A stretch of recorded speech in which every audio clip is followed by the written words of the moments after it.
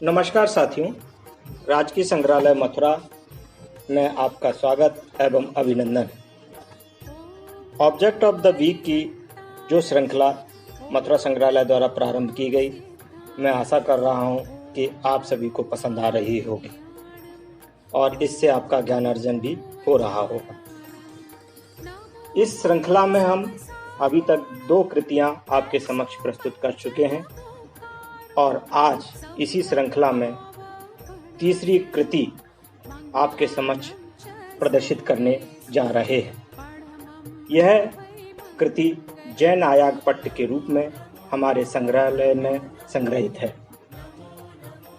इस कृति पर बात करने से पूर्व हम आपसे सबसे पहले चर्चा करेंगे कि जैन आयागपट्ट होते क्या थे।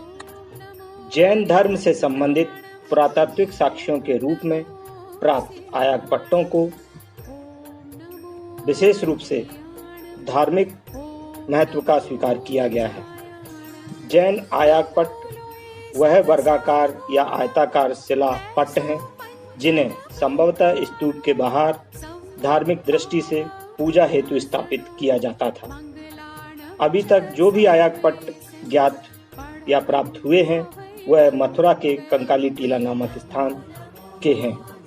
कंकाली टीला से प्राप्त एक तोरण खंड जिस पर आयागपट्ट उत्कीर्ण है और उपासक उस पर माला चढ़ा रहे हैं। इसके अलावा एक अन्य आयागपट्ट जिस पर अंकित है कि सेनाधिक द्वारा इसकी स्थापना अरहत पूजा के लिए की गई थी। इसी प्रकार के साक्ष्यों के आधार पर कहा जाता है कि जो आयागपट्ट थे उनका महत्वपूर्ण उपयोग पूजा के लिए ही था। उनका वास्तुगत पृथक रूप से कोई अन्य महत्व नहीं था।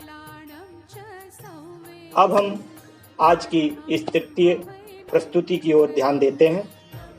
यह आयागपट्ट चैत्य आयागपट्ट या स्तूप आयागपट्ट के रूप में जैन स्थापत्य कला का एक महत्वपूर्ण साक्ष्य है जो कि मथुरा संग्रहालय में वर्तमान में संग्रहित है। इस आयागपट्ट पर अगर हम ध्यान दें तो एक विशाल स्तूप उत्कीर्ण है। इसी कारण से संभवतः इसे चैत्यपट्ट या स्तूपपट्ट की संज्ञा दी गई है। इस स्तूप को रेलिंग और सुसज्जित तोरणद्वार से युक्त दिखाया गया है। तोरण द्वार की तरफ अगर हम ध्यान दें तो तोरण द्वार की ओर आने वाली जो सीढ़ियां हैं वह भी रेलिंग युक्त हैं। इन सीढ़ियों को ध्यान से अगर हम देखें तो यह 7 सीढ़ियां हैं, अर्थात 7 सोपान युक्त सीढ़ियां हैं जिसमें दोनों तरफ रेलिंग अंकित है। इस सीढ़ी के दोनों ओर नीचे की तरफ ध्यान अगर हम दें तो 2 चैत्य कोष्ठ बने हुए हैं जिसमें खड़ी मानवाकृतियां अंकित हैं जो वर्तमान में खंडित हो गई हैं। इन कृतियों को ध्यान से देखें तो दाएं ओर की कृति मनुष्य अर्थात पुरुष कृति है और बाईं ओर की कृति को एक स्त्री कृति के रूप में पहचाना जाता है।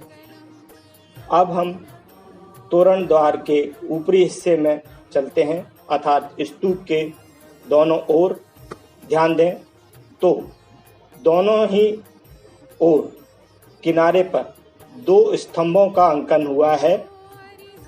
यह स्तंभ पर अगर गौर से देखें तो दाईं ओर का जो स्तंभ है वह चक्र शीर्ष युक्त है और बाईं ओर का जो स्तंभ है वह सिंह शीर्ष युक्त है।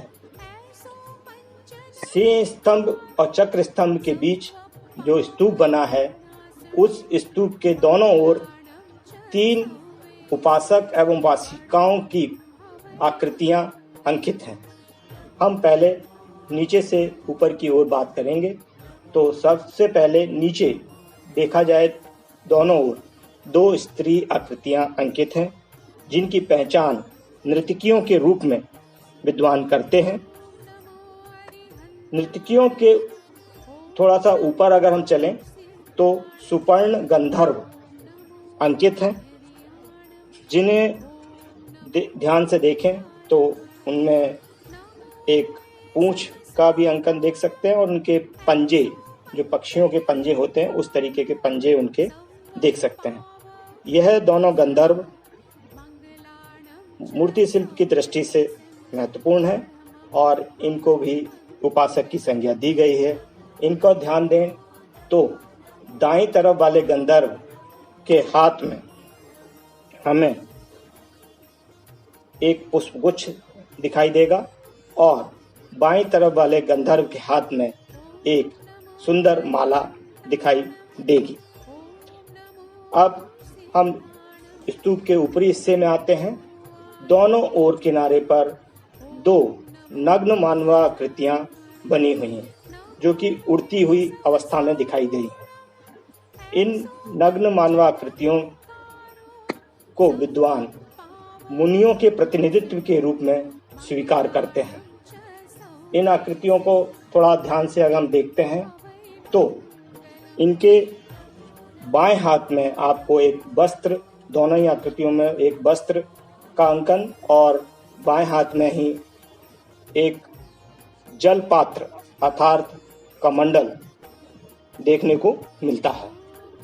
यह दोनों आकृतियां दाएं हाथ से अगर आप देखें तो दायां हाथ स्तूप को नमन कर रहा है। इस प्रकार इन दोनों ही आकृतियों का अंकन इसको धार्मिक महत्व देता है। अब हम स्तूप के ऊपरी शीर्ष भाग पे आते हैं, जहां पर हर्मिका और यष्टि युक्त एक सुंदर छत्र बना हुआ है। स्तूप के ऊपर वेदिका युक्त छत्र की स्थापना उसके धार्मिक महत्व की दृष्टि से बौद्ध स्थापत्य में भी की जाती थी। इस आयतपट पर छत्र वाले हिस्से में ध्यान दें तो दोनों ओर सुंदर भारी पुष्पमालाओं का अंकन हुआ है। अब इन अंकनों के बाद हम इस आयतपट के सबसे महत्वपूर्ण हिस्से पर आते हैं, जो कि लेख के रूप में प्राप्त हुआ है। अगर स्तूप के अंडभाग पर ध्यान दें तो ऊपर की ओर 6 पंक्तियों में ब्राह्मी लिपि में आपको लेख अंकित दिखाई देगा। इस लेख में देखा जाए तो जो ब्राह्मी लिपि का अंकन हुआ है बहुत ही सुंदर और अच्छे तरीके से हुआ है। इस लेख के अनुवाद से ज्ञात होता है कि बसु नाम की एक गणिका ने, जो कि गणिका लवण शोभिका की पुत्री एवं अरहतों की शिष्या थी, द्वारा एक जैन मंदिर, आयाग सभा, एक प्याऊ एवं एक शिलापट्ट को स्थापित किया गया था। अतः अगर हम यह कहते हैं कि यह जो चैत्यपट्ट है या स्तूपपट्ट है यह उसी दान का एक हिस्सा था तो अतिशयोक्ति नहीं होगी। इन सभी साक्ष्यों के आधार पर यह कहा जा सकता है कि इस आयतपट्ट पर जो स्तूप अंकित है संभवतः वह मथुरा के तत्कालीन वास्तविक जैन स्तूप की प्रतिकृति ही है।